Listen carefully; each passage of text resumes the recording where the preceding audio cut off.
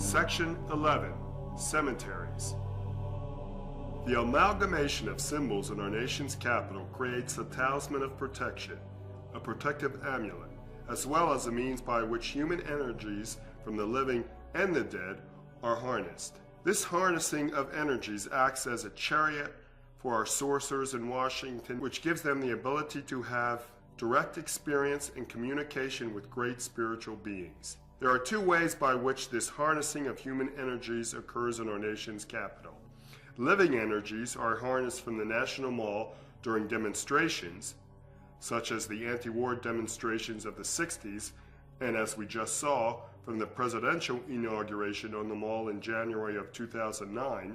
Spiritual energies are harnessed by the sorcerers in Washington from the cemeteries Arlington National Cemetery, Congressional Cemetery, and Fort Lincoln Cemetery in Maryland.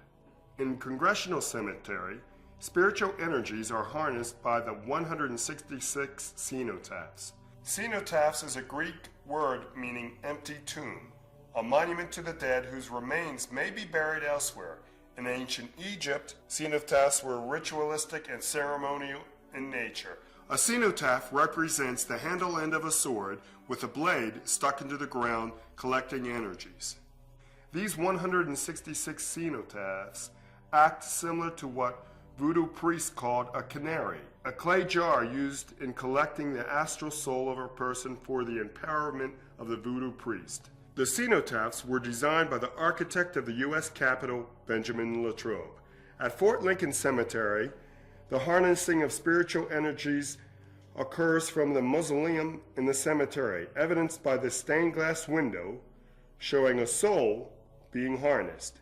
In the back of the mausoleum, seen from a small courtyard, is the goddess from Isaiah chapter 47, verses 8 through 9, the goddess to whom the souls are being harnessed to.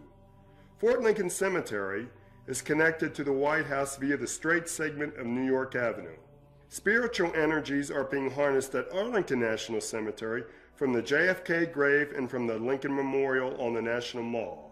The assassinated presidents are linked in death by the Arlington Memorial Bridge, and both assassinated presidents were linked in life by the law of similars.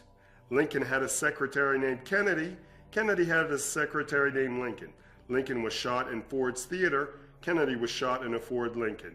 Lincoln's vice president was Andrew Johnson. Kennedy's vice president was Lyndon Johnson.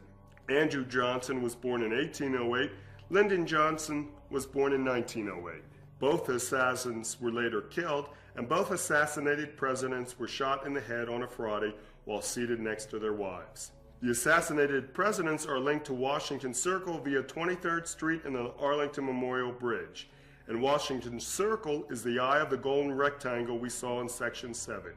Washington Circle is the point from which the logarithmic spiral begins that connects the past to the future, the Lincoln assassination to the Kennedy assassination, the harnessing of life force energies.